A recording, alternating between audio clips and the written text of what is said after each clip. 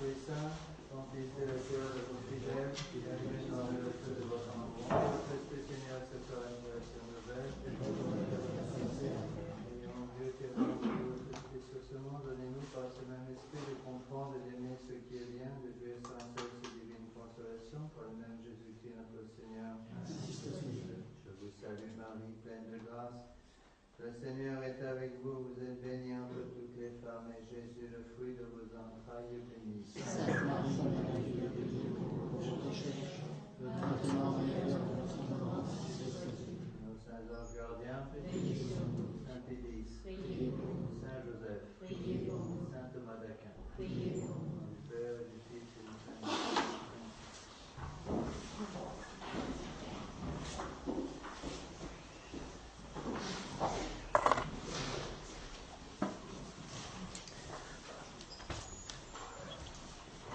Bon, nous allons donc continuer notre étude des dons du Saint-Esprit.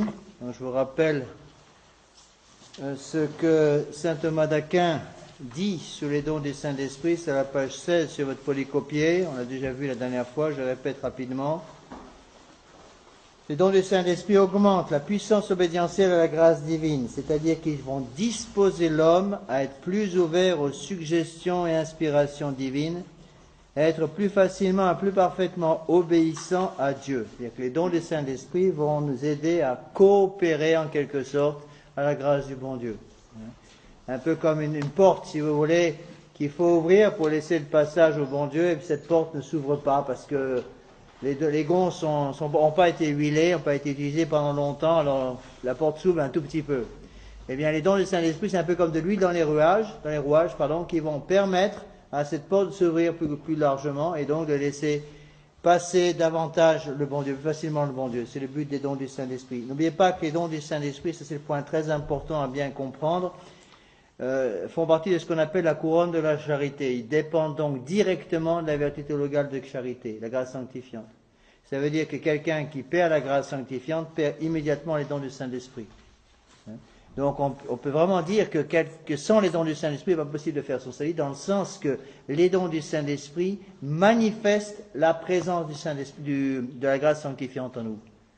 Sans la grâce sanctifiante, personne ne peut se sauver, puisque c'est la condition pour aller au paradis. Première condition pour aller au paradis, c'est l'existence en nous de la grâce sanctifiante. Si on a la grâce sanctifiante, on a les dons du Saint-Esprit. Je vous ai expliqué la dernière fois aussi, je reviens rapidement là-dessus, qu'il y a plusieurs façons de les classer. Bon, de toute façon, ils travaillent tous ensemble. C'est-à-dire qu'on ne peut pas avoir un don du Saint-Esprit sans avoir les 6 autres. Et si un d'entre eux manque, les 6 autres vont manquer aussi. Comme les doigts d'une même main, si vous voulez. Donc il y a plusieurs façons de les classer. Une première façon, c'est de les classer par binôme. Donc sagesse et intelligence, pour comprendre la hiérarchie des choses importantes. Conseil et force, donc pour ne pas exercer sa force sans prendre le temps de réflexion, on va expliquer ça. Ensuite, science et piété, pour prier, piété, mais avec la science, c'est-à-dire avec l'esprit de l'Église. Et enfin, la crainte de Dieu, qui est tout seul. Mais la crainte de Dieu est le début de la sagesse. Donc vous voyez qu'il y a encore une fois un lien entre tous ces dons du Saint-Esprit. Il y a une deuxième façon de les classer, un peu celle que je vais suivre là pour l'explication de chaque don, de façon indépendante. Donc, les 3 étapes, en suivant les 3 étapes de la vie spirituelle, je vous ai expliqué la dernière fois, je reviens rapidement là-dessus. Donc 3 étapes qui nous rapprochent du bon Dieu. Première, une étape de purification qu'on appelle la vie purgative, la voie purgative. Deuxième étape, la voie illuminative pour recevoir les lumières du Saint-Esprit. Et enfin, la voie unitive ou mystique. Ces 3 étapes, si vous voulez, vont correspondre à 3 choses nécessaires. Donc, la connaissance de Dieu, la compréhension de Dieu et enfin l'amour de Dieu. N'oubliez pas, ça c'est un point extrêmement important, n'oubliez pas que la connaissance du bon Dieu n'est pas suffisante au salut. C'est pas parce qu'on connaît le bon Dieu, c'est pas parce qu'on connaît son catéchisme par cœur qu'on va se sauver. C'est une chose de connaître la définition de la charité par cœur, c'en est une autre de la pratiquer. Qu'est-ce qui est plus important, de connaître la définition de la charité par cœur ou de pratiquer la vertu de charité?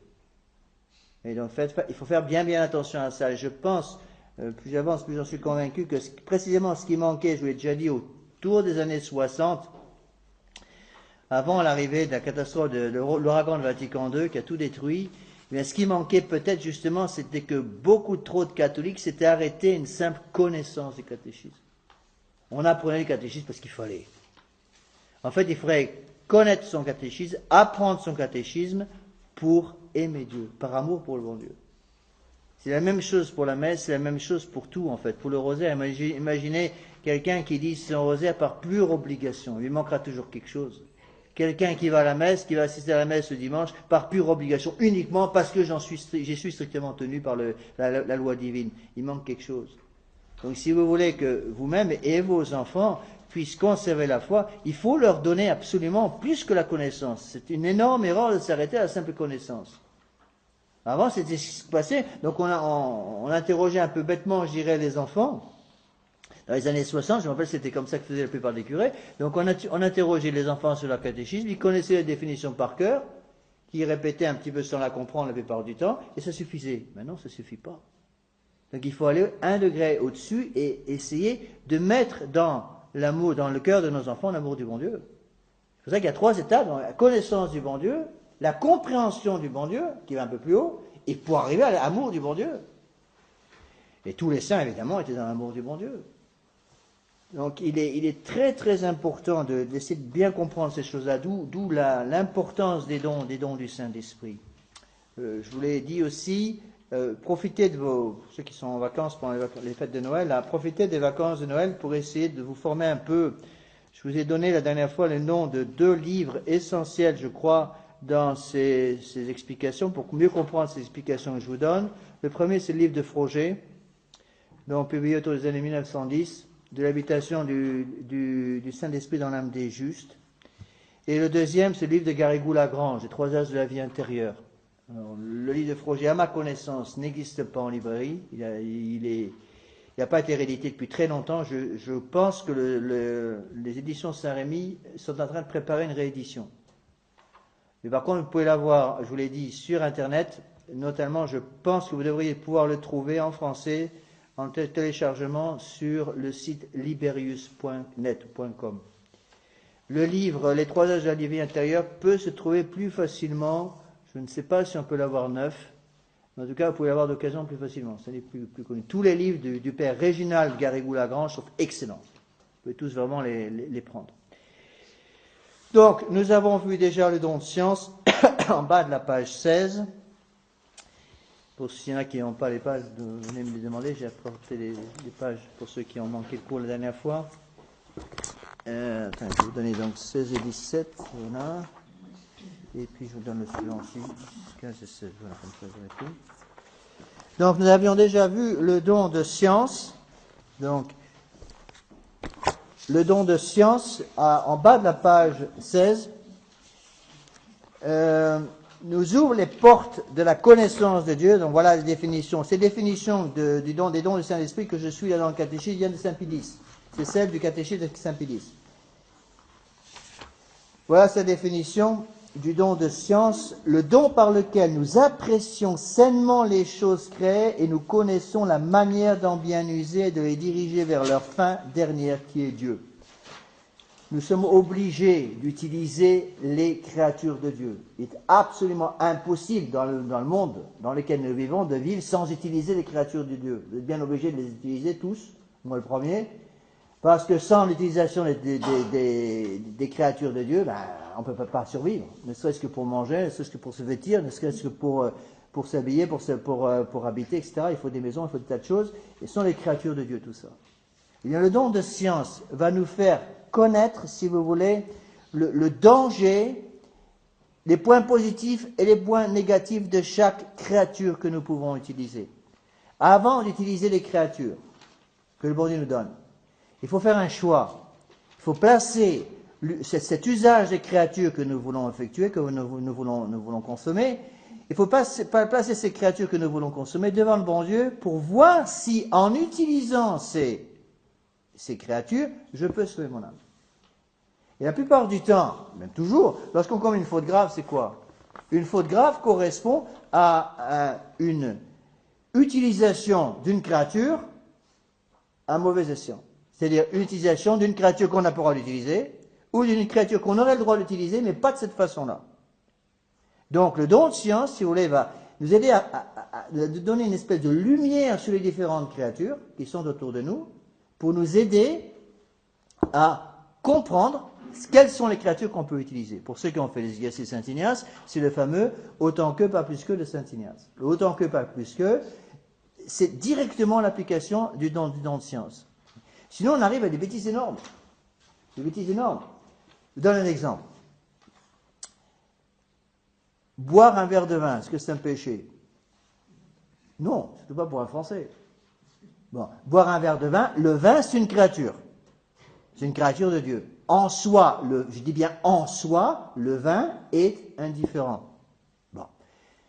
Différentes espèces de vin, ce n'est pas un péché de boire du vin.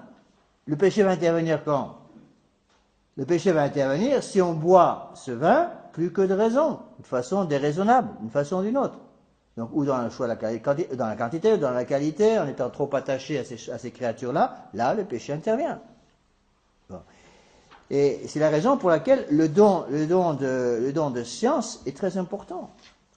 Nous avons parfois, j'ai rencontré souvent ça dans les pays de langue anglaise, surtout aux États-Unis, où il y a un espèce de puritanisme qui vient du protestantisme et qui est encore très présent chez nos Américains. Pas tous, mais beaucoup de nos Américains sont contaminés par ces idées-là. Je me rappelle quand j'étais à El Paso, au Texas, j'ai eu pendant des mois une bagarre terrible avec une dame de la paroisse, qui est certainement très pieuse, qui dégoulinait de piété, certainement, mais qui voulait absolument que je dise en sermon que boire du vin, c'était un péché. J'ai toujours refusé. Elle m'a traité tous les noms, parce que, libéral bien sûr, parce que je refusais de dire que boire du vin est un péché. On ne peut pas dire ça. Il serait faux de dire boire du vin, c'est un péché. Pourquoi? Notre Seigneur Jésus-Christ a changé l'eau en vin à Cana. Notre Seigneur Jésus-Christ a donné le vin comme matière de sacrement de la Sainte Eucharistie, la messe. Donc on ne peut pas dire que boire du vin, c'est un péché. Pourquoi? Parce qu'il y a toute une série de sectes protestantes, notamment les baptistes, toute leur vie spirituelle tourne autour de ça. C'est-à-dire, pas fumer, pas boire, et pas jouer, comment on dit ça en français? Pas jouer pour de l'argent, des jeux d'argent, les jeux de casino, etc. Toute la vie spirituelle du baptiste, c'est ça. Bon Dieu, on s'en fiche complètement, mais il reste ces trois choses. Si vous buvez pas, vous fumez pas, et vous jouez pas dans les casinos de l'argent, vous pouvez faire tout ce que vous voulez, pratiquement, vous allez au ciel. Bon. Le problème, c'est que de boire en tant que tel n'est pas un péché. Bon, j'ai eu aussi d'autres ennuis avec une autre paroisse, aux États-Unis aussi, où alors là, certaines personnes voulaient absolument qu'on dise de fumer est un péché mortel par lui-même. C'est faux. De fumer trop, oui. Si parce que vous fumez beaucoup trop, vous mettez votre santé à mal, par exemple, là oui, il peut y avoir faute grave dans certains cas. Mais on ne peut pas dire en tant que tel que fumer une cigarette est un péché mortel. Saint-Pédis fumait pour se maintenir, le cigare de temps en temps pour se maintenir réveillé le soir quand il travaillait tard. Je me rappelle, nous avons à École, on avait une relique indirecte, très indirecte, de Saint-Pédis, un de ses cigares. Bon. Donc, en tant que tel, on ne peut pas dire que fumer soit un péché. Donc, il faut faire attention. On entend parfois des paroissiens qui, sont les tentations sous apparence de bien, parce qu'ils veulent être plus fermes que le voisin, finissent par dire des choses qui sont fausses. Eh bien, le don, si vous voulez, le don de science, va nous aider, donc, à user correctement, à connaître, plus exactement, va nous aider à connaître mieux l'usage que nous devons avoir de chaque créature. Donc, si vous voulez, le don de science, c'est un don de connaissance, qui travaille avec l'intelligence, avec l'intellect. Donc, le don de science va nous aider à reconnaître les créatures, à les voir telles que le bon Dieu les voit. Et donc, le démon est un malin pour couvrir les créatures de peinture. De belles peintures dorées, par exemple, qui couvrent la créature de la façon qu'on ne voit plus rien, on voit plus si c'est mauvais ou bon. Le don de science va intervenir, si vous voulez, pour nous aider à enlever cette peinture et voir vraiment ce qu'il y a derrière chaque créature. Passons, page 17, au don de sagesse. avant de faire ça, je voudrais vous lire deux textes que j'ai trouvés cette semaine quand je préparais ces cours. Deux textes magnifiques de Saint Augustin. Je vais vous les lire, ils sont un peu compliqués, mais c'est pour vous aider à comprendre l'importance des dons du Saint-Esprit chez les pères de l'Église.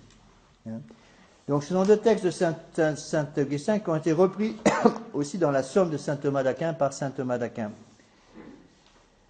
C'est pour vous aider à comprendre le lien qui existe, surtout chez les pères, entre les 7 dons du Saint-Esprit et toute la vie spirituelle. Le premier texte donc est de Saint Augustin, sur un sermon qu'il a donné sur tous les sermons sur la montagne de notre Seigneur. Voilà comment, par exemple, c'est un exemple que je donne de Saint Augustin, comment il unit les dons du Saint-Esprit avec Notre Père, les demandes du Pater. Un texte assez connu. Voilà ce qu'il dit. Le nombre de demandes dont se compose l'oraison dominicale, c'est-à-dire Notre Père, paraît aussi se rapporter aux 7 béatitudes. En effet, si c'est la crainte de Dieu qui rend heureux les pauvres d'esprit, parce que le royaume des cieux leur appartient, demandons que le nom de Dieu soit sanctifié parmi les hommes à l'aide de cette crainte chaste qui demeure dans les siècles des siècles. Vous voyez, donc Saint Augustin va unir un don du Saint-Esprit, le don de crainte, avec la béatitude, la pauvreté d'esprit. Vous voyez comment il unit de façon extraordinaire. Il y a des choses magnifiques. Je ne vais pas avoir le temps de couvrir tout ça à fond, sinon ça demanderait vraiment des heures et des heures d'explication, mais je vais simplement vous donner une idée. Donc il unit chaque don du Saint-Esprit avec une des demandes du Pater et souvent une des béatitudes. Donc le deuxième don, c'est la piété, qui fait le bonheur de ceux qui sont doux. Donc il va unir le don de piété avec la béatitude des doux. Demandons que son règne nous arrive. Vous voyez, il fait le lien entre piété, don du Saint-Esprit, bienheureux les doux, béatitude, que votre règne arrive, la demande du Pater. Demandons que son règne nous arrive pour nous communiquer cette douceur qui ne connaît point la résistance. Troisièmement, le don de science, celui que nous venons d'étudier, si c'est la science qui donne à ceux qui pleurent, donc la science il unit à la béatitude des pleurs, bienheureux ceux qui pleurent. Ceux qui pleurent le secret du bonheur, prions que sa volonté se fasse sur la terre comme au ciel, car lorsque le corps qui est figuré par la terre sera soumis à l'esprit qui représente le ciel, nous ne serons plus dans les larmes. Bon. Évidemment, c'est tellement riche on peut utiliser ces textes pour la méditation. Don de force maintenant. C'est la force qui rend heureux ceux qui ont faim et soif de justice. Demandons que Dieu nous donne aujourd'hui notre pain de chaque jour, demande du Pater, afin que nous puissions parvenir là où nous serons pleinement rassasiés au ciel.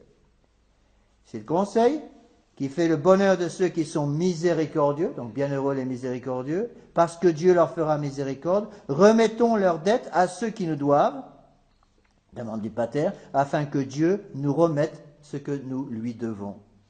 Le don d'intelligence, maintenant, si c'est l'intelligence qui rend heureux ceux qui ont le cœur pur, demandons à Dieu de ne pas entrer en tentation, la demande du Pater, la béatitude qui correspond à ça, c'est bienheureux les cœurs purs.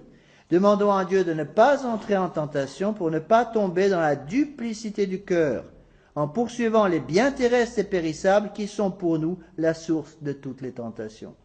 Et enfin, dernier don du Saint-Esprit, la sagesse, qui rend heureux les pacifiques, donc bienheureux les pacifiques, parce qu'ils seront appelés les enfants de Dieu. Prions pour qu'ils nous délivrent du mal, car cette délivrance nous établira dans la sainte liberté des enfants de Dieu. Vous voyez comment Saint Augustin, donc un des plus grands pères de l'Église, certainement le plus utilisé, Saint Augustin a écrit un nombre d'œuvres inimaginables.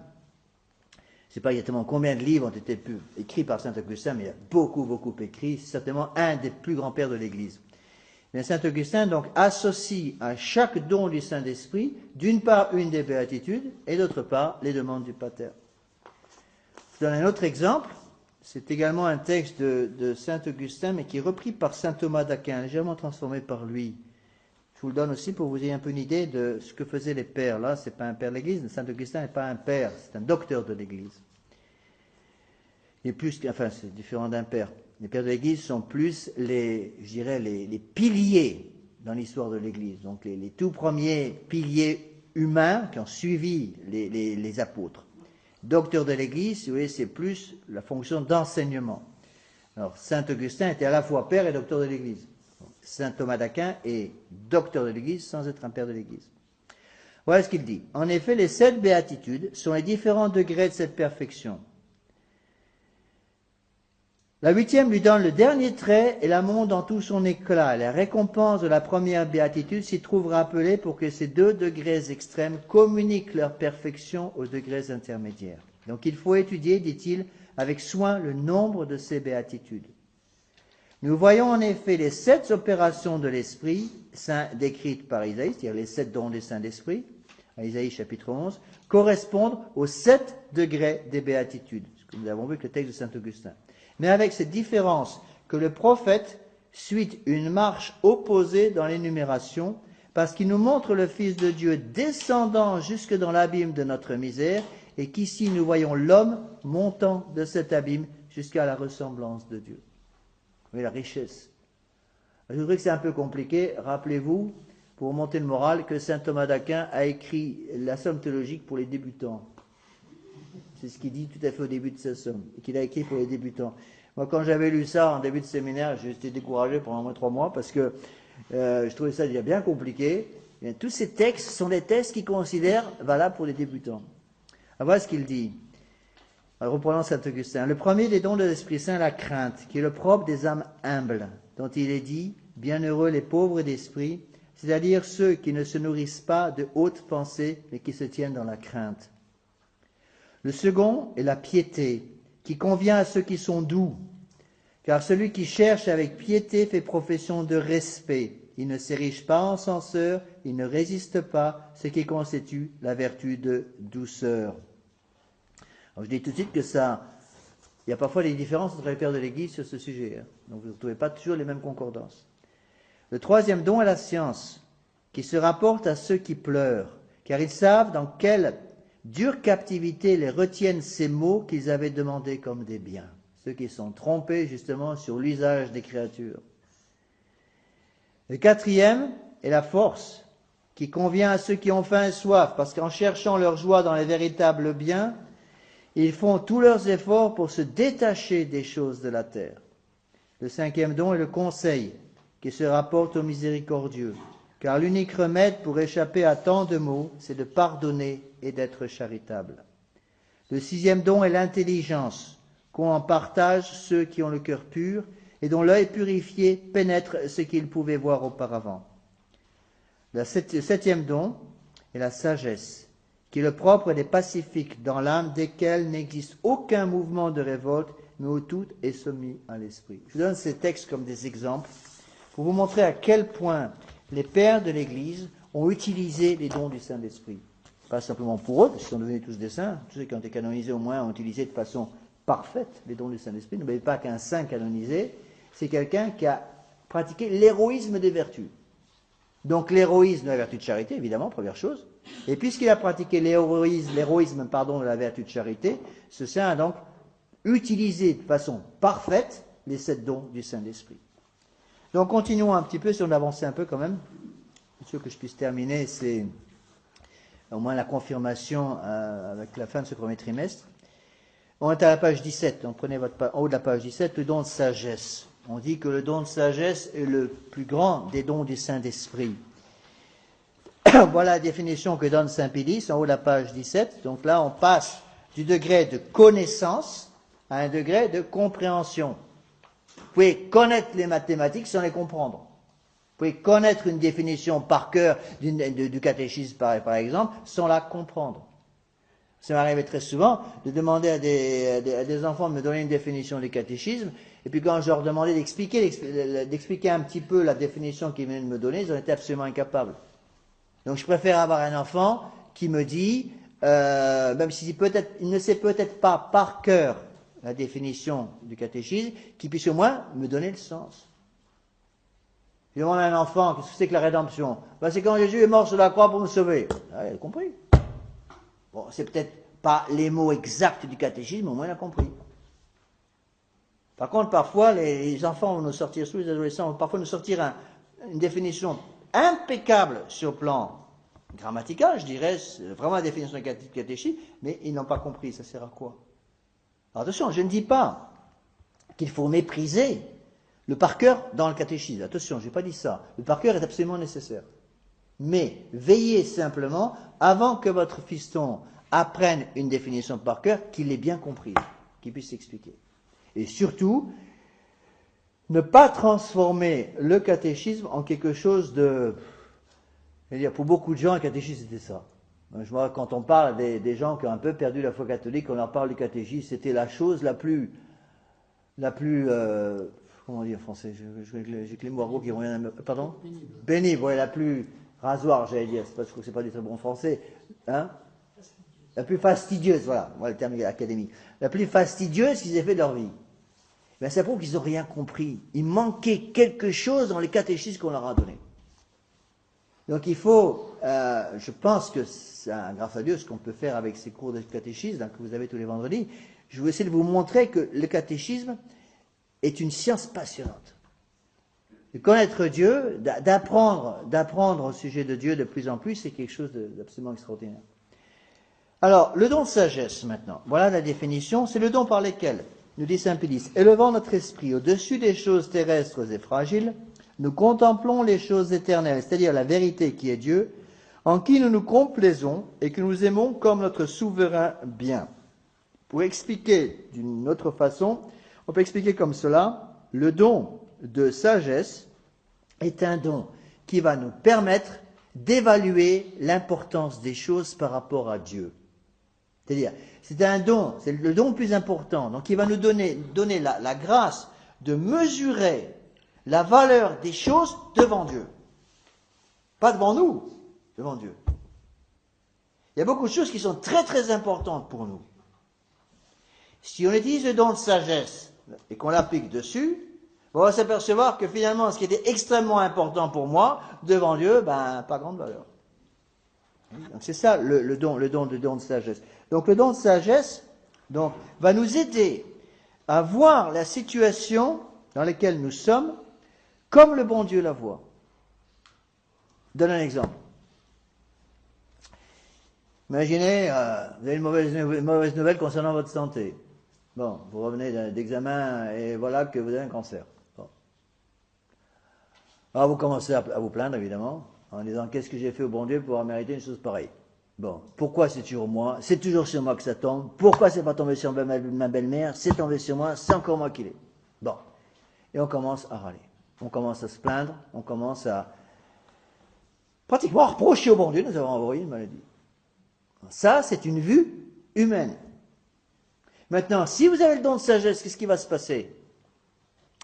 On va utiliser le don de sagesse, passer à l'échelon divin, et le bon Dieu va nous aider à comprendre cette maladie qu'il permet ou qu'il nous envoie directement comme un moyen de sanctification extraordinaire.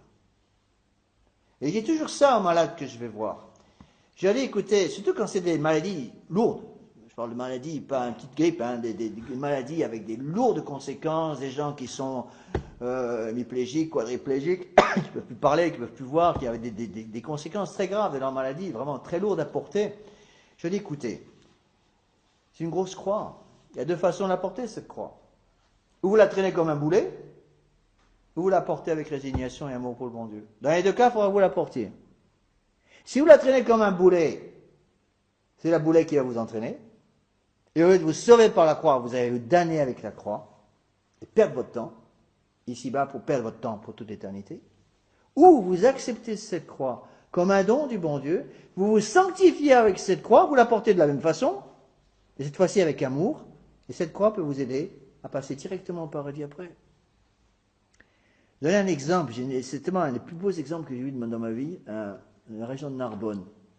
Un malade qui était quadriplégique, jeune, il avait 45 ans, qui est quadriplégique, avec une paralysie graduelle de tous ses muscles. Et la seule muscle qui pouvait encore fonctionner, il y avait bien sûr le cœur et les poumons qui fonctionnaient encore, donc il est encore vivant, il avait les yeux. Ses yeux fonctionnaient normalement. Il était muet, il ne pouvait plus parler, paralysie de la langue, il ne pouvait plus utiliser ses mains ni ses pieds. Il avait devant lui, donc il avait une femme et 4 enfants, qui étaient quatrième sous-sol, comme on dit, complètement découragés de voir leur époux, leur papa comme ça. Les merveilles de l'électronique. Il avait devant lui un écran avec un clavier d'ordinateur sur l'écran. Et en fixant avec sa pupille une lettre du clavier, il arrivait à composer des mots, composer des lettres et communiquer avec sa femme et ses enfants. Eh bien, c'est ce monsieur qui était quadriplégique, qui était complètement paralysé, qui remontait le moral de toutes les troupes. C'est lui qui disait à sa femme, il ne faut pas se décourager. C'est lui qui disait à ses enfants, ne vous découragez pas, j'offre toutes mes souffrances pour vous quatre. Avouez que c'est ça la sainteté. Bon, si vous êtes capable de faire des choses comme ça, moi je ne crois pas que j'en sois capable, mais c'est le don d'intelligence. Et c'est le don, pardon, de sagesse, si vous voulez, qui va nous aider en quelque sorte à comprendre toutes les choses. Les saints avaient une belle expression, ils disaient comprendre toutes les choses sub ratio aeternitatis. Ça veut dire comprendre toutes les choses avec la lumière de l'éternité pour nous éclairer. Et ça, c'est très important dans l'éducation qu'on donne à nos enfants. Vous voyez, souvent, les jeunes, les adolescents, surtout les jeunes adultes, vont nous dire, voilà, monsieur l'abbé, j'ai prévu ça, ça et ça et ça, je vais faire telle grande école, je vais avoir tel diplôme, et je vais faire tel boulot, tel boulot, tel boulot. Très bien. Le don de sagesse doit intervenir pour que vous puissiez placer tous vos projets devant le bon Dieu et dire au bon Dieu, voilà mon Dieu, ce que j'ai prévu, et vous, ça vous plaît ou non? C'est ça la vie spirituelle. La vie spirituelle, c'est être capable de dire au bon Dieu, que votre volonté soit faite. J'ai reçu, il y a une heure avant le cours, là, j'ai reçu un message d'un ami américain. Bon, lui a une très grosse épreuve, un gros cancer, je pense, comme cancer du foie, avec des métastases partout, donc il est vraiment très mal parti, le pauvre vieux. Je connais bien sa femme aussi, qui est française. Lui est américain. Et l'épouse m'a envoyé un message pour me dire qu'elle avait fait plein de nouvelles, parce qu'elle devait avoir les résultats d'histologie, donc les résultats des dernières cellules. Et j'ai fait des nouvelles. Devinez quoi, monsieur l'abbé? La réponse est mauvaise. Il y a des cellules cancéreuses partout. Pourtant, j'avais fait toutes ces nouvelles. J'ai pris trois paires de gants pour essayer de lui dire, mais on ne fait pas une neuvaine pour que votre volonté soit faite. On fait une neuvaine pour que la volonté du bon Dieu soit acceptée par moi. Donc la vraie prière du catholique, c'est quoi? Vous avez une catastrophe qui vous arrive. Une catastrophe d'ordre physique, par exemple une maladie. C'est vrai que c'est pas facile à supporter. Bon, bien sûr, on peut prier en disant, mon Dieu, si vous pouviez éliminer tous ces microbes et tous ces virus d'un seul coup, ce serait magnifique. Vraiment, je vous offrirai 45 mèches plus 50 neuvaines, mais enlevez-moi tous ces virus qui sont vraiment empoisonnés la vie. C'est beau, monsieur, vous pouvez faire ça. Mais c'est beaucoup plus méritant de dire au bon Dieu que votre volonté se fasse. C'est ce qu'a dit la Sainte Vierge, hein. Fiat micut secundum verbum tuum. Qu'il soit fait en moi selon votre parole. Si vous êtes capable de dire, écoutez mon Dieu, voilà, j'ai une maladie grave, je vous l'offre. Ben, vous savez très bien que j'ai quand même pas mal de choses à faire sur la terre encore. Et puis j'ai des enfants, il faut des petits-enfants encore à la maison. Ben, si vous pouviez vous arranger un petit peu pour que ça s'arrange, ça m'arrangerait bien quand même. Cependant que votre volonté soit faite et pas la mienne. Vous savez, vous connaissez l'expression, les cimetières sont pleins de gens qui se prenaient pour des êtres indispensables. C'est tout à fait vrai. Eh bien, c'est le don de sagesse qui intervient là. Donc, le don de sagesse, si vous voulez, est un don très important qui va nous aider à voir les choses avec un regard divin. Comprendre les choses qui nous tombent dessus un peu comme Dieu les voit. C'est pas facile, hein. J'avoue que c'est très dur, mais c'est pour ça que les saints avaient ce don de sagesse de façon extraordinaire.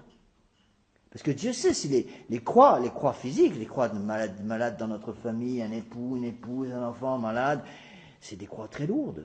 Et parfois, on pourrait se dire, mais il faut faire attention d'ailleurs, parce que si on ne fait pas attention à ça et qu'on analyse la situation uniquement avec un regard humain, on pourrait se dire, mais alors, qu'est-ce qu'il fait le bon Dieu? Et donc il faut regarder les choses avec un regard divin. Et ce regard divin, est-ce que vous pouvez l'avoir de façon naturelle? Impossible. Ce regard divin, il dépend du don de sagesse, et le don de sagesse dépend de l'état de grâce. Donc, soyons en état de grâce pour pouvoir vraiment dire au bon Dieu, mon Dieu, que votre volonté soit faite. Et je vous assure, ça change toute la vie spirituelle. Et je pense que c'était aussi un petit peu, il me semble, une erreur qui a été faite dans les années, surtout dans les années 60, où on voit ces gens multiplier les nouvelles privées pour obtenir que leur volonté se fasse. Mais quand on prie pas en disant, mon Dieu, que ma volonté se fasse. C'est pas ça la prière. Toute la vie spirituelle, c'est quoi? Mon Dieu, que votre volonté soit faite sur la terre comme au ciel. Transformez pas la prière en disant, mon Dieu, que ma volonté soit faite sur la terre comme au ciel. C'est pas ça la vie de prière. La vie de prière, c'est que votre volonté.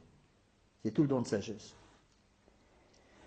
Donc, les saints expliqués en théologie, on dit aussi qu'il faut comprendre donc les choses avec le don de sagesse, sub ratio aeternitatis, c'est-à-dire comprendre les choses avec une lumière d'éternité.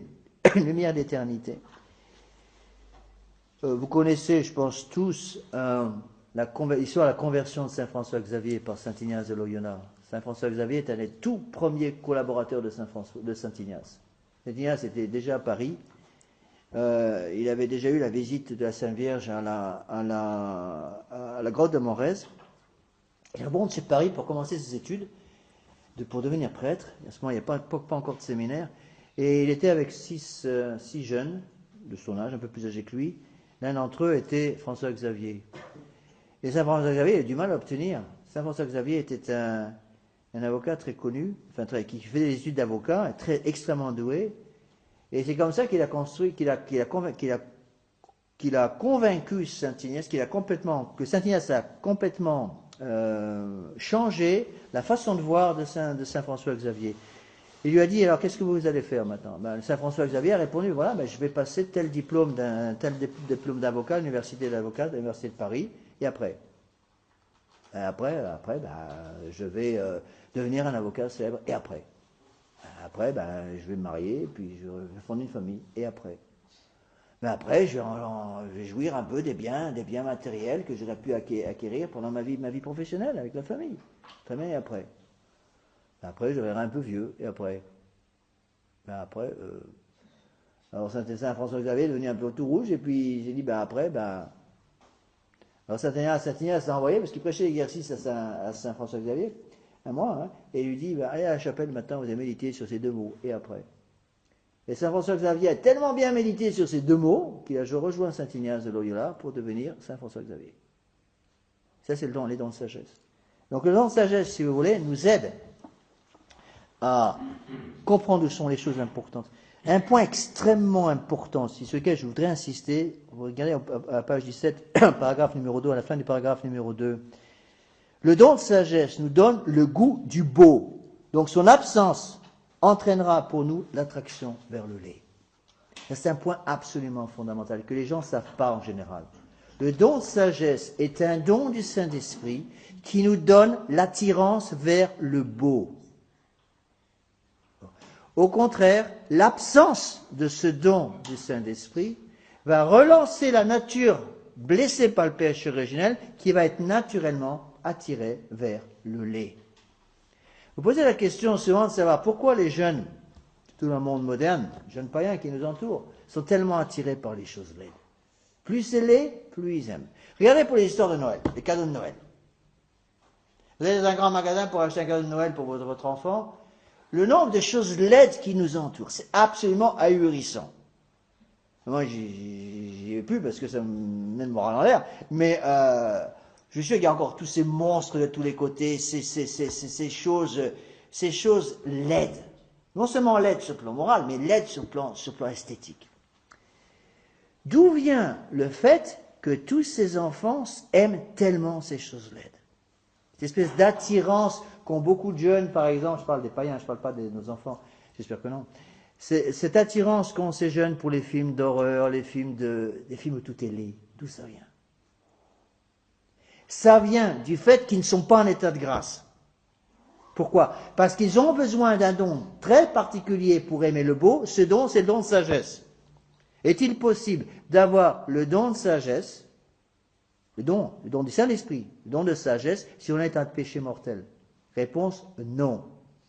Donc, tant qu'on n'a pas l'état de grâce, on aimera les choses laides. Il y a une attirance, je dirais, surnaturelle vers le laid pour toutes les personnes qui sont dans l'état de péché mortel. Parce que c'est le démon qui va nous attirer vers les choses laides. Au contraire, il y a une attirance surnaturelle vers les choses belles pour toutes les choses, toutes les personnes qui vivent en état de grâce et qui donc ont l'usage du don de sagesse. Et ça, c'est quelque chose de très très important pour l'éducation des enfants. Ne laissez pas vos enfants porter leur regard constamment sur des choses laides. Donc au moins chez vous, il y a déjà suffisamment de laideur à l'extérieur, je vous en supplie, chez vous, au moins, arrangez-vous pour que vos enfants aient sous leurs yeux, dans l'atmosphère familiale, la beauté, avec un grand B. Il y a un texte, j'ai pas, malheureusement pas pu le retrouver, j'ai pas eu le temps de le rechercher, il y a un texte dans les protocoles des sages de Sion, qui sont un document extrêmement intéressant. Ça n'a rien à voir avec le catéchisme, là c'est un document historique. On ne sait pas très bien d'où ça vient, mais en fait c'est sûr et certain, c'est que ça a été publié avant 1905. C'est un plan de destruction du catholicisme, donc c'est un document anti-catholique, fait par les juifs. Et c'est un document extrêmement intéressant. Il est dit dans ce document que les goïms, c'est-à-dire les non-juifs, que les goïms ne puissent plus porter leur regard sur de la beauté. C'est exactement ce qui se passe actuellement. Donc, je voudrais essayer d'aller un petit peu plus profondément là-dedans. C'est des choses que j'explique toujours quand je prêche les exercices Saint-Ignace et que je donne les règles de discernement des esprits. Donc, Saint-Ignace explique, donc je m'excuse pour ceux qui ont déjà suivi les exercices, qui connaissent ces choses-là, mais c'est important de comprendre. Donc, Saint-Ignace explique que dans la vie spirituelle, on passe par des moments un peu de facilité spirituelle, au contraire des moments de difficulté spirituelle. Il appelle les moments où tout va bien les consolations. Et au contraire, Saint Ignace appelle les moments où tout va mal les désolations. Il est très intéressant de voir, donc Saint Ignace donne toute une série de règles, et quand on regroupe ces règles, très intéressant de voir les signes par lesquels on peut reconnaître qu'on est en consolation. Saint Ignace en donne 4. Le premier qui donne, c'est la paix. Par contre, la paix intérieure. Le premier signe qu'il donne de la désolation sera donc quoi? La tristesse. Donc, premier signe pour lui, la tristesse, signe de désolation.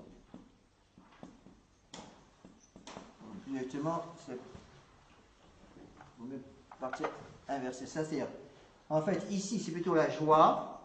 On va expliquer ça comme ça. Non, c'est pas comme ça en français. Comment c'est écrit en français? La joie qui va correspondre à la tristesse, au contraire, dans la désolation. Le deuxième signe, c'est la paix. Donc, paix et joie, en fait, ça travaillent ensemble. Donc, le premier signe, je reprends, donc le premier signe de la consolation, c'est la joie. La joie spirituelle qui est liée à la paix, d'ailleurs. La joie spirituelle, au contraire, dans la désolation, va être détruite et remplacée par une tristesse spirituelle.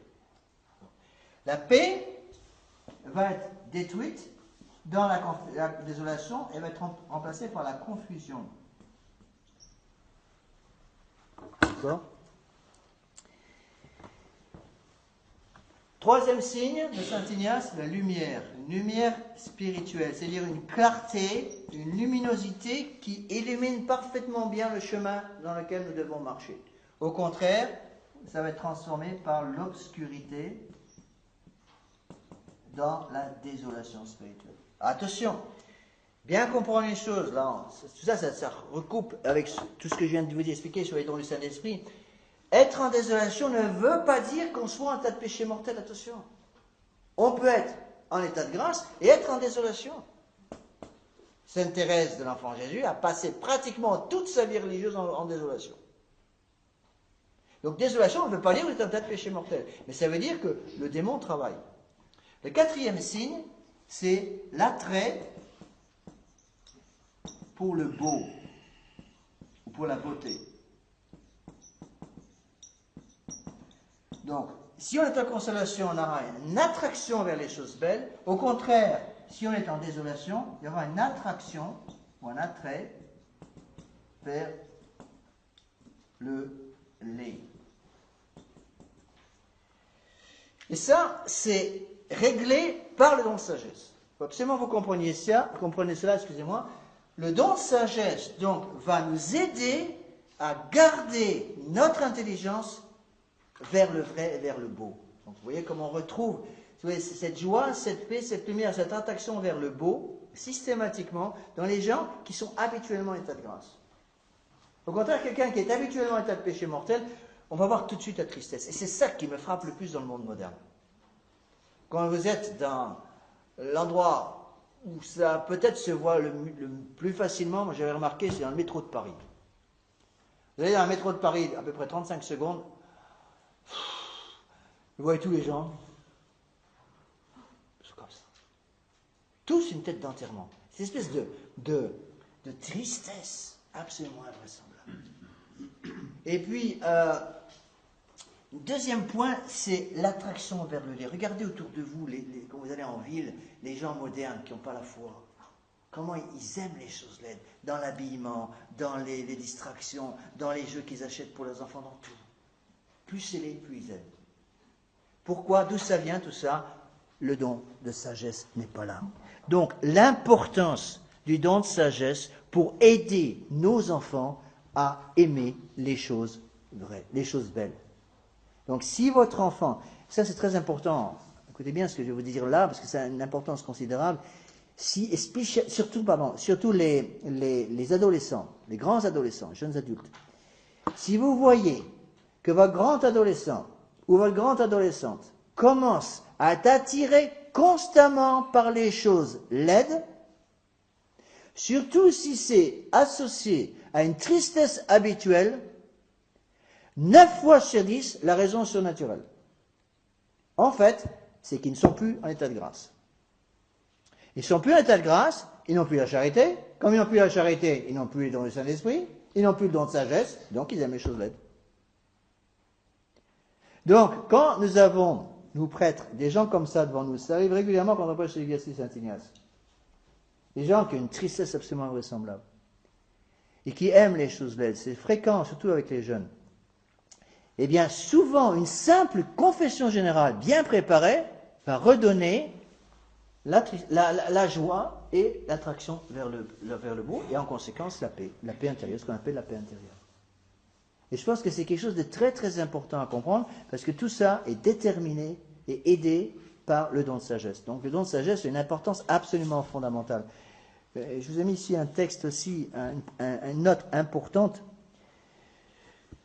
En bas du deuxième paragraphe, à la fin du deuxième paragraphe, ce don de sagesse donc, va nous aider à aimer être dans cette situation de dépendance totale vis-à-vis de celui à qui nous devons tout. Donc, je vous ai expliqué la dernière fois que la révolution veut mettre dans notre esprit un état d'esprit, dans notre âme, un état d'esprit d'indépendance. Le révolutionnaire est un fanatique d'indépendance. Le libéral, n'oubliez pas que le libéralisme est un péché, le libéral est un fanatique d'indépendance. Donc le don de sagesse va nous donner le contraire de l'esprit d'indépendance, le contraire de l'esprit révolutionnaire, va donc nous donner un esprit de dépendance. Voilà pourquoi, pour un enfant, son plus grand bien, c'est la confiance qu'il doit avoir en ses supérieurs.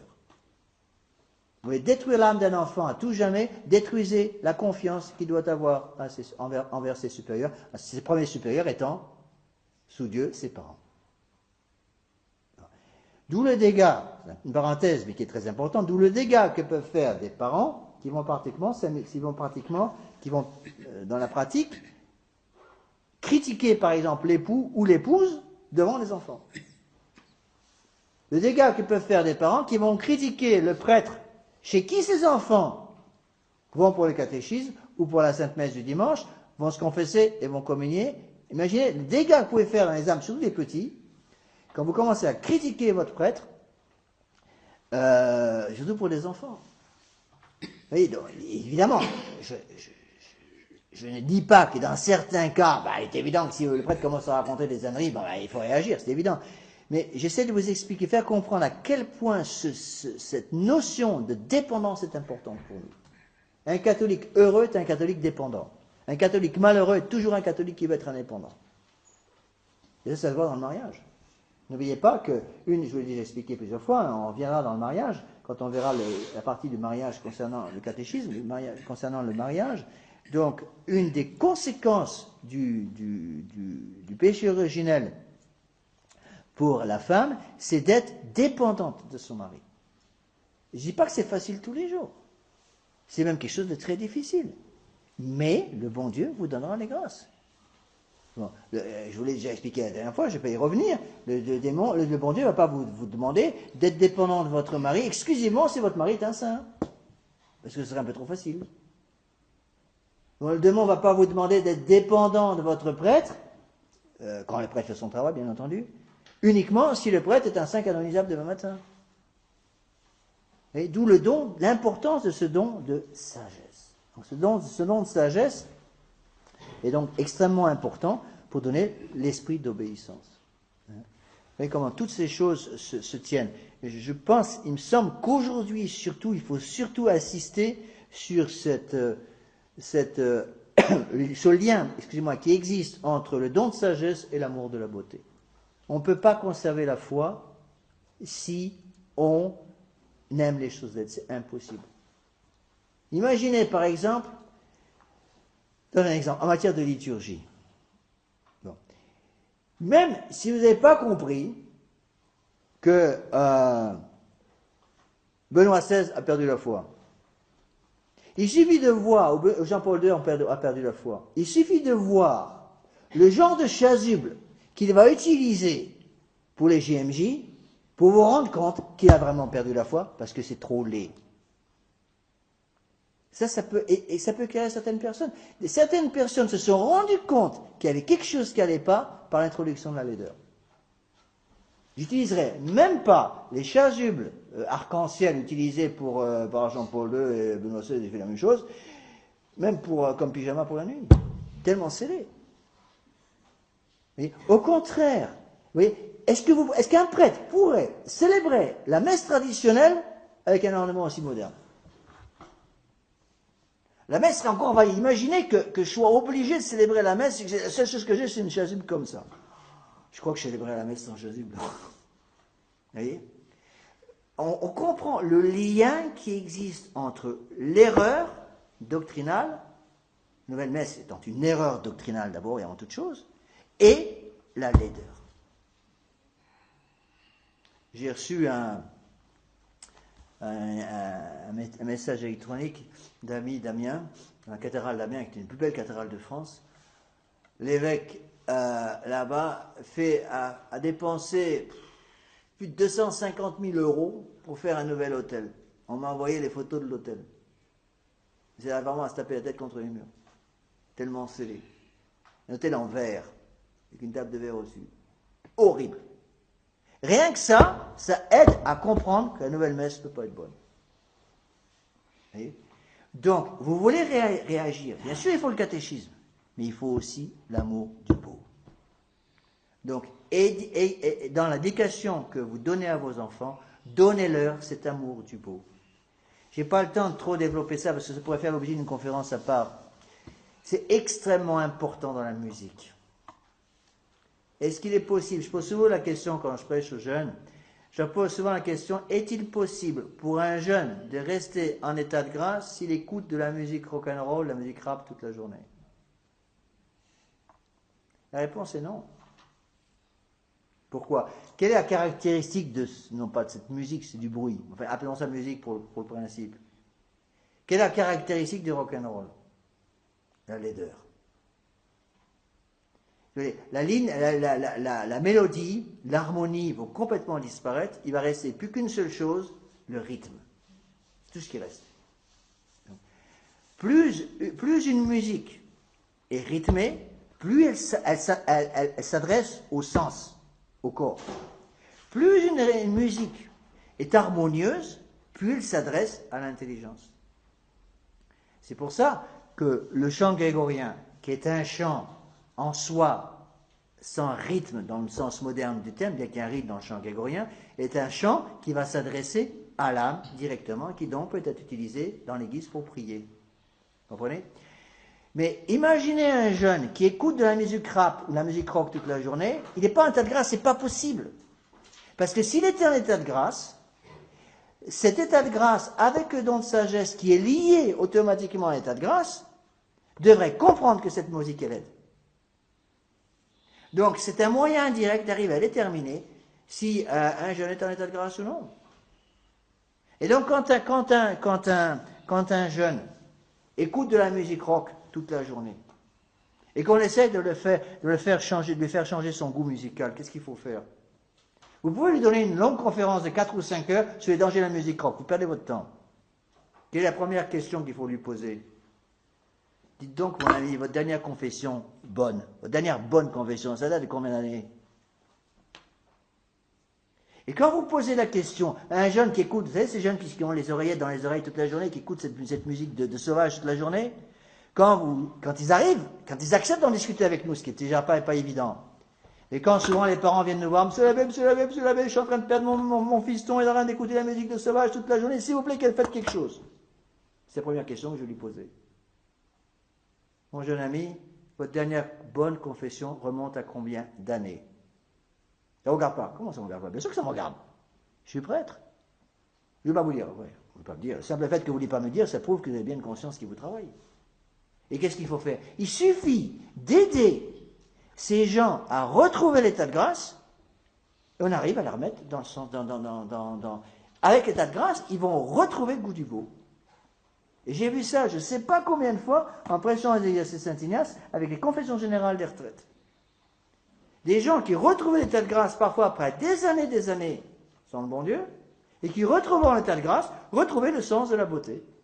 Retrouver le sens de la beauté dans la façon de s'habiller, retrouver le sens de la beauté dans la musique qu'ils allaient écouter, etc. C'est la raison pour laquelle la musique est tellement importante.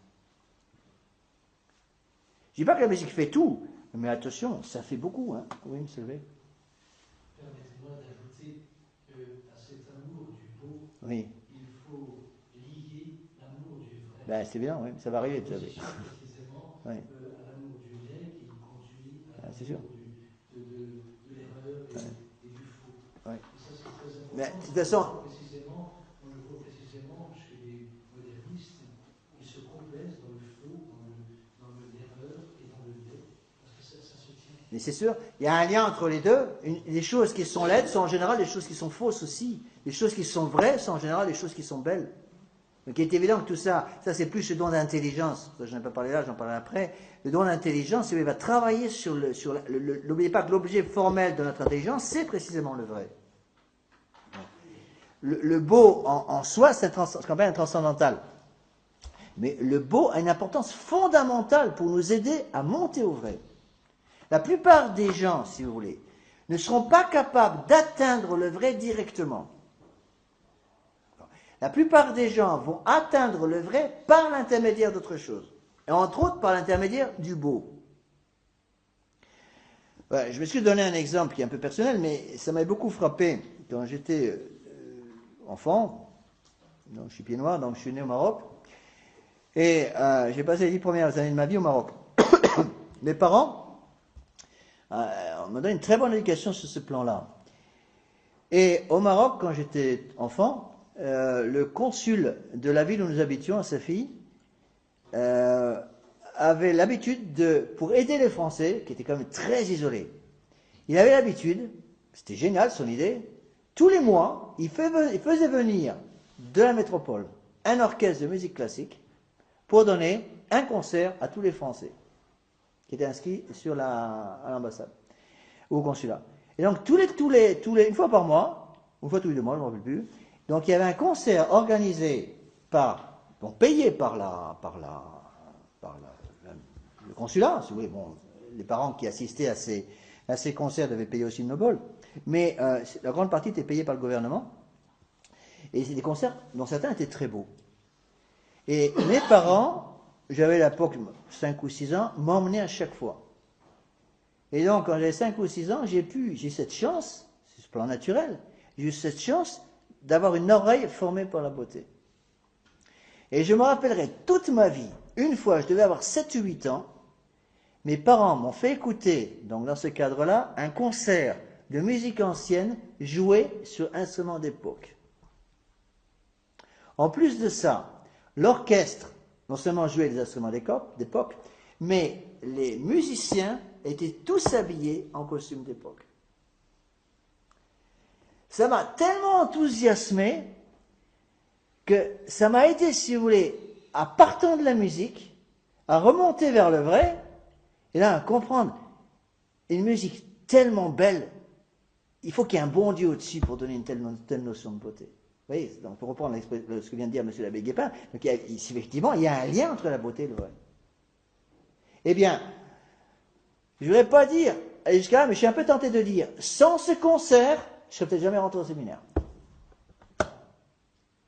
Quand j'analyse les choses maintenant à tête reposée, je pense que c'est ce jour-là que j'ai eu la première petite étincelle, qui allait être suivie de beaucoup d'autres, qui m'a finalement amené à rentrer au séminaire des Cônes.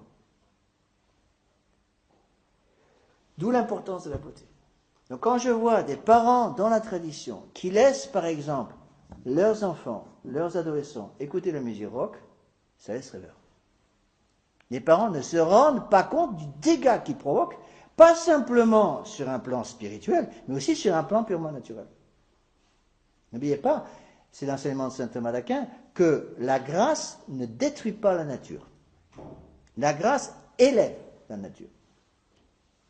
Donc, le bon goût en matière de musique va aider à comprendre l'importance des belles choses en matière spirituelle. Si vous êtes constamment attiré vers les choses laides, si vous laissez vos enfants, dont vous avez la charge devant Dieu, attention, être attirés constamment par les choses laides, soyez pas étonnés si ces enfants vont perdre l'état de grâce très vite. D'où l'importance dans tout ce qui touche, dans tout ce que les enfants regardent à la maison, qu'ils soient entourés de choses belles. Belle peinture, beau cadre, bel art, un art pictural, des beaux dessins, des belles peintures, de la belle musique. Toutes ces choses-là vont aider considérablement vos enfants à rester en état de grâce. Et ça, c'est le don de sagesse. Alors, continuons un peu avec le don d'intelligence maintenant.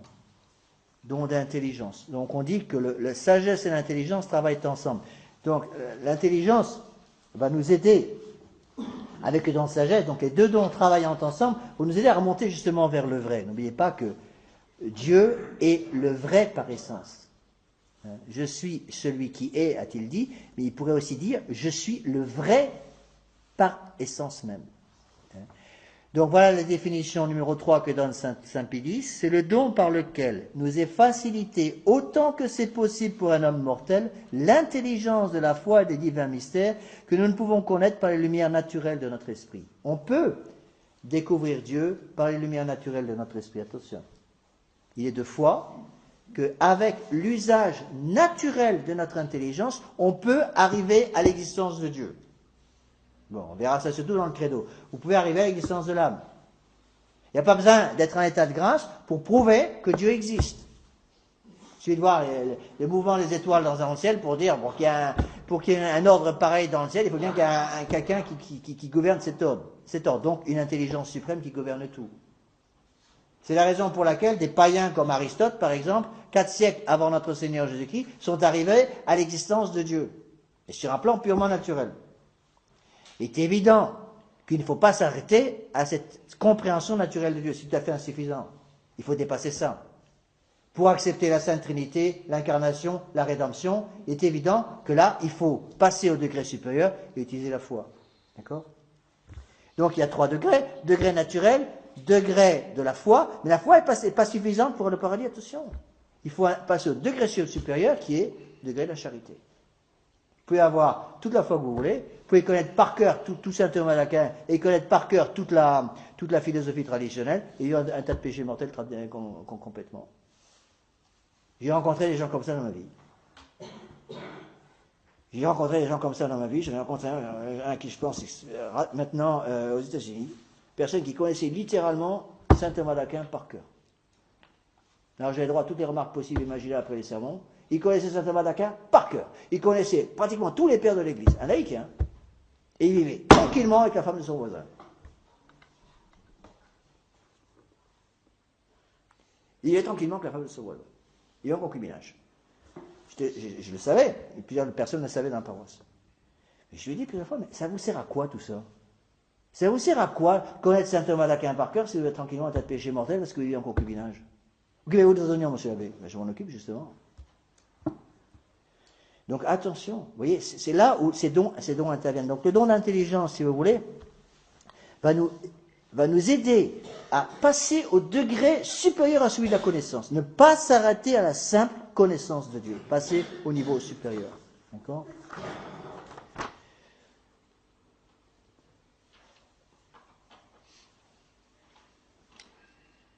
Continuons avec le don de conseil. Donc, je dis première étape, connaître Dieu, avec le don surtout de science. Deuxième étape, comprendre Dieu. Là, c'est le don de sagesse qui va intervenir, le don d'intelligence qui va aussi intervenir. Et avant de passer au don de piété, il va falloir nous protéger. Donc, dans la compréhension de Dieu, il faut inclure la protection dans le combat spirituel. Bon, cette protection dans le combat spirituel va être exercée surtout par deux dons très particuliers, le conseil et la force. Conseil et la force. Alors attention, malheur à celui qui sépare ces deux dons. La force et le conseil doivent travailler ensemble. La force, c'est quoi? C'est la partie d'agression. On va voir ça avec saint Thomas. La partie agressive qui nous porte, si vous voulez, à nous battre. Mais avant de se battre, qu'est-ce qu'il faut faire? Qu'est-ce que doit faire un général d'armée qui doit se battre contre l'ennemi? Il s'assoit, il examine les éléments qu'il a en main, ce qu'il peut mettre dans son armée, pour se battre contre celui qui est en face. Notre Seigneur nous donne un deuxième exemple. Il nous donne l'exemple de celui qui veut construire une tour. Qu'est-ce qu'il fait pour commencer la tour? Il ne commence pas à monter les briques n'importe comment. Il va commencer par compter le nombre de briques qu'il a, l'argent qu'il a dans son compte en banque pour savoir combien de briques il peut acheter. Et puis après, est-ce qu'il a assez pour finir l'édifice? Il n'a pas commencé un édifice qui ne peut pas continuer. Notre Seigneur fait la remarque que s'il commence un édifice qui ne peut pas continuer, tout le monde va se moquer de lui. C'est normal. Eh bien, c'est là l'importance de ce don de force et le don de conseil. Avant d'utiliser la force, asseyons-nous et prenons conseil. Donc le don de conseil, si vous voulez, c'est le don par lequel nous allons prendre le temps de réfléchir avant d'exercer la force. Et ça, le drame, c'est que beaucoup de gens utilisent la force sans d'abord se protéger par le don de conseil. Vous avez ça, page 17. Alors voyons ça un petit peu ensemble. Pour le protéger dans le combat spirituel, le conseil, donc voilà la définition de saint Pie X, est le don par lequel, dans les doutes et les incertitudes de la vie humaine, nous connaissons ce qui contribue le plus à la gloire de Dieu, à notre salut et à celui du prochain. Non, ce qui contribue le plus à la gloire de Dieu, à notre salut et à celui du prochain. Donc le don de conseil, si vous voulez, va travailler en étroite harmonie avec la vertu cardinale de prudence. Il n'y a pas de prudence possible sans don de conseil. Donc le don de conseil qui est un don surnaturel, attention, c'est un don du Saint-Esprit, donc exclusivement pour ceux qui sont en état de grâce, va travailler et élever la prudence d'un niveau naturel à un niveau surnaturel. Notre Seigneur nous dit que les fils des ténèbres sont parfois plus prudents que les fils de la lumière. Donc quelqu'un peut être en état de péché mortel et être extrêmement prudent, par exemple, dans les choses matérielles. Vous connaissez tous des gens qui peuvent vivre dans le péché mortel jusqu'au cou, qui se moquent du bon Dieu complètement et qui sont d'une prudence absolument incroyable dans l'usage, dans le management, dans l'usage, par exemple, de leurs fonds, de leurs finances. Ils ont une prudence pour certaines choses, mais c'est une prudence purement rationnelle. Donc le don de conseil, qui est un don, une lumière surnaturelle, une lumière du don du Saint-Esprit, qui n'est donné que pour ceux qui sont en état de grâce, va transformer en quelque sorte une prudence naturelle et l'élever au niveau surnaturel. Donc c'est quelque chose d'extrêmement important dans la pratique de la foi catholique. Bon, c'est le don de prudence, par exemple, associé au don de conseil, qui vont aider les parents à comprendre, par exemple, jusqu'où ils doivent aller, par exemple, pour les sacrifices, pour avoir la messe tous les dimanches. Il m'est arrivé de dire à des gens qui faisaient des kilomètres et des kilomètres et des kilomètres, je vous dis, j'ai vu mes propres yeux, j'avais, quand j'étais à Brisbane, à Townsville exactement, au nord de Brisbane, en Australie, j'avais un fidèle qui faisait 700 kilomètres pour venir à la messe le dimanche. Allez! Il est évident que j'ai dit à des gens comme ça, ne venez pas toutes les semaines. Vous ne pouvez pas. D'ailleurs, financièrement, vous ne pouvez pas tenir le coup. C'était un plein pour aller, un plein pour revenir. Je sais bien que c'est moins cher en Australie, mais enfin quand même. Il m'est arrivé de dire à certains parents, écoutez, vu vos finances, vu le nombre d'enfants que vous avez, il me semble pour vous que le bon Dieu ne vous demande certainement pas de venir à la messe tous les dimanches. Si vous avez 400 km à faire pour venir à la messe. Et donc, c'est là où la prudence va être illuminée par le don de conseil, qui est un don surnaturel, lui. Il n'y a pas de conseil. Je parle du don de conseil, donc un don du Saint-Esprit pour ceux qui sont des états de grâce. Donc le don de conseil va illuminer la prudence naturelle, l'élever au niveau surnaturel, et aider cette famille à décider, voilà, vu les circonstances dans lesquelles nous sommes, nous irons à la messe, par exemple, tous les deux fois par mois, en fonction justement de ce qu'on a. J'ai connu des gens qui m'ont dit, monsieur l'abbé, si je vais à la messe le dimanche, on n'a plus d'argent pour nourrir les enfants, parce qu'ils vont tout passer dans l'essence. Alors il y a des gens qui vont dire, mais aide-toi, le ciel t'aidera, Saint-Joseph va s'occuper de vous. D'accord, mais Saint-Joseph, de temps en temps, il est en vacances. Bon, et de temps en temps, quand on demande des choses au bon Dieu, la réponse du bon Dieu, c'est non. Eh bien, c'est le don de conseil qui va dire à ses parents, écoutez, vous êtes plein de ferveur, c'est magnifique, mais ce n'est pas raisonnable pour vous d'aller à la messe tous les dimanches, si, en allant à la messe tous les dimanches, vous mettez en péril, je dirais, les soins élémentaires que vous avez le devoir d'étape de donner à vos enfants. Donc là, c'est le don de conseil. Avec ce don, le don de force. Donc, alors, je relis rapidement, donc au numéro 4, ce qui est dit sur le don de conseil. Donc j'ai cité la définition de saint Thomas d'Aquin, qui est très belle. Le don de conseil prépare le terrain dans le moment difficile et travaille en coopération étroite avec la vertu de prudence. Ça, c'est pas Saint-Pédis, c'est la Bénéfique. Donc c'est moins beau, mais c'est pratique. Il nous aide donc à éviter les pertes de temps pour que nous nous battions comme il faut et quand il faut avec l'aide du don de force. Malheur à celui qui n'a que le don de conseil et qui n'a pas la force. Qu'est-ce qui va se passer? Il y a des gens comme ça. Alors ils sont tellement prudents, c'est la prudence poussée à l'extrême, ils sont tellement prudents qu'ils ne prennent jamais une décision. Donc c'est la raison pour laquelle le don de conseil doit être associé au don de force. Le conseil pour nous asseoir, on réfléchit, on met tout ça devant le bon Dieu. Voilà mon Dieu les effectifs que j'ai dans mon armée, voilà la bataille que je dois commencer, voilà l'ennemi, voilà les positions de l'ennemi, voilà les forces de l'ennemi, voilà mes forces, les siennes, les miennes. Alors mon Dieu, voilà comment j'envisage les choses, qu'est-ce que vous en pensez? Don de sagesse. On prend conseil auprès de gens qui connaissent bien. Voilà mon Dieu, maintenant il faut se battre. Il ne s'agit pas de continuer à prendre des conseils pendant des années, jamais rien faire. Il y a un moment où il faut mettre le pied à l'étrier et commencer le combat. Vous voyez, c'est là où le don de force intervient. La construction d'une église, par exemple. Il est évident que la construction d'une église, eh bien, il faut être prudent. Donc le conseil est très important pour justement alimenter cette vertu de prudence et élever la vertu de prudence d'un niveau naturel à un niveau surnaturel. Bon, monsieur l'abbé Guépin a besoin de sous pour acheter ici. Qu'est-ce qu'il doit faire en premier lieu? Conseil. La vertu de prudence. Prier à Saint-Joseph. Bon, imaginez qu'ils se disent, voilà, on va faire une prière d'une demi-heure à Saint-Joseph tous les matins. Et puis c'est tout. Et tous les matins, on fait une prière d'une demi-heure à Saint-Joseph. Et qu'est-ce qu'il voudrait qu'il va arriver? Rien. Rien. Parce que on surnaturalise trop la chose. Le bon Dieu lui a donné une volonté, une intelligence, mais qu'est-ce qu'il va faire? Il va prendre son papier, son crayon, sa plume, et envoyer un certain nombre de lettres pour la fin d'année à des gens qui ont un petit peu d'argent, qui ont beaucoup, en disant, voilà, cher monsieur, je vous souhaite une très bonne fête de Noël, et je vous les assure de toutes mes prières au pied de la crèche pour l'enfant Jésus, pour vous, qui vous donne toutes les grâces dont vous avez besoin. Cependant, je me permets d'ajouter que nous aurions grandement besoin de trouver un toit pour l'enfant Jésus de notre crèche à nous. Est-ce que vous pourriez peut-être donner quelques petits trucs? Bon, c'est ça le don de prudence. S'il s'arrête, imaginez un prêtre dans ces conditions, qui s'arrête au conseil, il faut la force. Imaginez le contraire, qui est encore plus dangereux. Le prêtre qui immédiatement se lance dans l'apostolat à fond, sans prendre le temps de s'arrêter. Et ça, c'est très important, parce que si on analyse une des raisons pour laquelle la nouvelle Église s'est complètement écroulée, c'est celle-là. Ils ont poussé sur l'action, donc la force, en oubliant complètement de prendre conseil avant. Et en oubliant complètement l'illumination par la charité surnaturelle, donc le don de sagesse.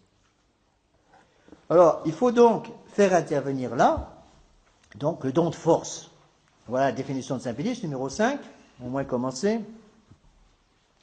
Le don de force nous inspire de l'énergie et du courage pour observer fidèlement la sainte loi de Dieu et de l'Église, en surmontant tous les obstacles et toutes les attaques de nos ennemis. Ça veut dire quoi? Ça veut dire que quand on cherche à suivre notre Seigneur, quand on cherche à vivre en état de grâce, le démon n'est pas content. Donc vous pouvez être sûr que le démon va vous envoyer des pots de banane. Il va mettre des pots de banane sur le chemin pour vous glisser. Donc il va falloir le don de force pour se battre contre les ennemis de la vie chrétienne. C'est la raison pour laquelle, lorsque les pères de l'Église et les saints parlent de ces choses-là, ils parlent du combat spirituel. Il y a un très bon livre sur le sujet par Scupoli, qui s'appelle Le combat spirituel. Le combat spirituel, c'est ça. Le combat spirituel, c'est justement la bagarre contre les ennemis. Il y en a surtout lesquels? Le démon, bien sûr. Mais ce n'est pas le pire ennemi. Le pire ennemi, ce n'est pas le démon. Quel est notre pire ennemi? Nous-mêmes. Nous-mêmes. L'orgueil qui est en nous. Les pires ennemis de l'homme sont en fin de compte les blessures du péché originel. Bon, surtout l'ignorance, la faiblesse, la malice et la concupiscence. La concupiscence, n'oubliez pas qu'il n'y a pas simplement ces 4 blessures, mais la concupiscence, il y en a 3. Les yeux, la chair et l'orgueil. L'ennemi le plus important de notre nature, c'est l'orgueil. Le démon, de temps en temps, il prend des vacances. Pas souvent. De temps en temps, il dort. Pas souvent. Il n'est pas tout le temps sur votre dos. Par contre, les concupiscences, elles sont toujours là. On ne peut pas fermer l'œil 2 minutes sans qu'elles soient là. Donc, le don de force va être utilisé, pour ceux qui sont en état de grâce, va être utilisé justement pour organiser la lutte, organiser le combat. Et saint Thomas d'Aquin, là c'est saint Thomas, ça, c'est pas dans Saint Pédis, c'est dans saint Thomas d'Aquin, j'ai repris la somme là. Donc ce don se divise, d'après saint Thomas, en 2 parties, l'agrédie et le sustinere. L'agrédie, on utilise souvent dans le livre le terme latin. Donc l'agrédie, et le mot agression vient de là. L'agrédie, c'est la partie agressive. Et le sustinere, c'est soutenir. Je donne un exemple. Imaginez un soldat, un capitaine de l'armée, qui doit prendre une position déterminée. Il doit absolument prendre un château fort, au Moyen-Âge, ou même aujourd'hui. Il doit prendre une position déterminée. Donc il va utiliser le conseil, d'accord? Bien voir où sont les défenses de l'ennemi, analyser comment il peut les réduire, puis il lance l'attaque. Après avoir pris conseil, c'est bien assis pendant un bon bout de temps pour réfléchir. Il lance l'attaque. Ça, c'est l'agrédie. Il lance l'attaque, il prend la position, et il met ses soldats dans le château ou dans la demeure qu'il devait investir. Ça, c'est l'agrédie. Qu'est-ce qu'il va faire après? Tous les ennemis sont morts. Après, il dit maintenant, on fait la sieste. On se repose et on va jouir de nos lauriers glorieusement conquis. Ben non.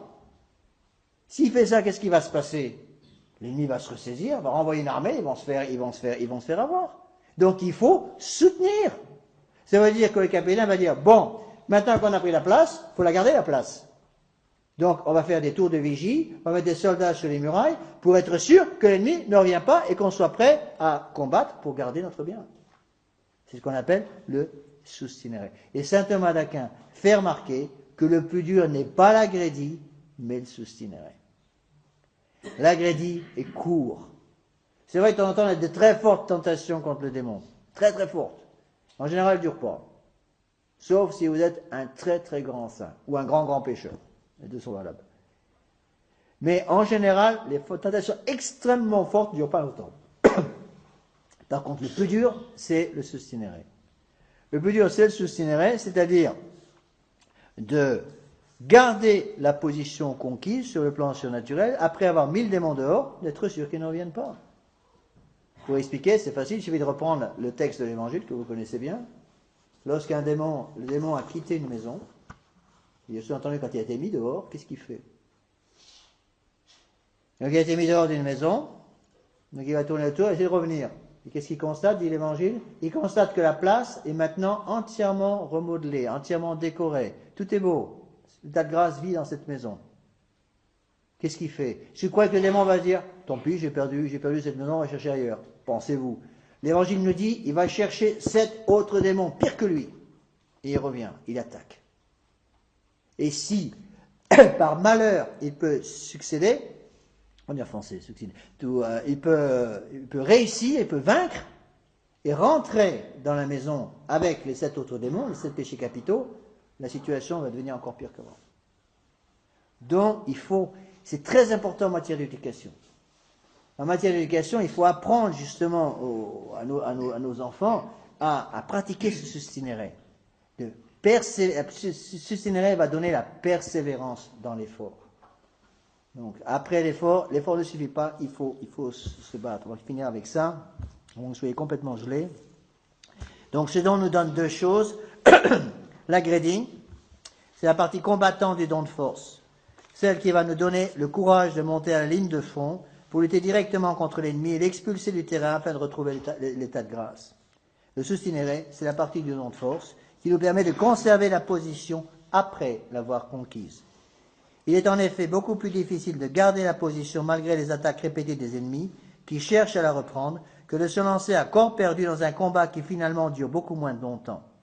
Il est ainsi plus méritoire de rester longtemps en état de grâce que d'expulser le démon de son âme pour quelques heures seulement. Et ça, on le voit très bien dans les cas de conversion. Des gens qui ont vécu sans les sacrements pendant des années et des années. Ils viennent faire les exercices Saint-Ignace, c'est que la grâce du bon Dieu, ils font une bonne confession générale, ils mettent le démon dehors. Alors ils sont tout contents. Ils vont retrouver la paix, la joie, la lumière, l'attraction pour le vrai, pour le beau et le vrai. Très bien. Mais on les prévient en disant, attention, le démon va revenir. Ne croyez pas que parce que vous avez fait une bonne confession générale, ça c'est fini, vous n'aurez plus de tentation. Les tentations vont revenir. Donc il faut que ces gens s'arment de patience. Parfois pendant de longues années, pour pouvoir vaincre le combat contre le démon. Le combat contre son défaut particulier. Je vais finir par ça, c'est Saint François de Sales qui disait, votre défaut particulier va mourir 15 minutes après votre mort. Donc, le défaut particulier de chacun d'entre nous, on en a tous un, ou 2, ou 3. Le défaut particulier meurt un quart d'heure après notre mort corporelle. Pour bien nous expliquer que le combat spirituel se terminera une fois que vous serez au paradis. Pardon. Enfin, au purgatoire, il y a un combat, mais avec un combat passif. Une purification. Donc le combat, on peut dire, le combat se termine après la mort, pas avant. Pour ceux qui vont au ciel. Ceux qui vont en enfer, malheureusement, le combat, il se termine aussi, mais mal. Donc on verra tout ça la prochaine fois. Donc je vais pouvoir, je pense, pour y arriver. Donc terminer les dons du Saint-Esprit vendredi prochain. Et rappelez-vous que le vendredi, entre la fête de Noël et le Nouvel An, il n'y aura pas de cours. Donc vendredi prochain cours sera le dernier cours de ce trimestre, où je vais terminer, je pense, Dieu aidant, les dons du Saint-Esprit. Fini par une prière.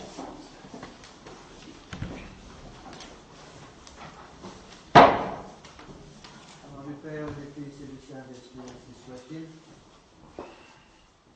Je vous salue Marie, pleine de grâce, le Seigneur est avec vous, vous êtes bénie entre toutes les femmes, et Jésus, le fruit de vos entrailles, est béni. Sainte Marie, Mère de Dieu, priez pour nous pauvres pécheurs, maintenant et à l'heure de notre mort. Nos saints anges gardiens, en du Père, du Fils et du Saint-Esprit.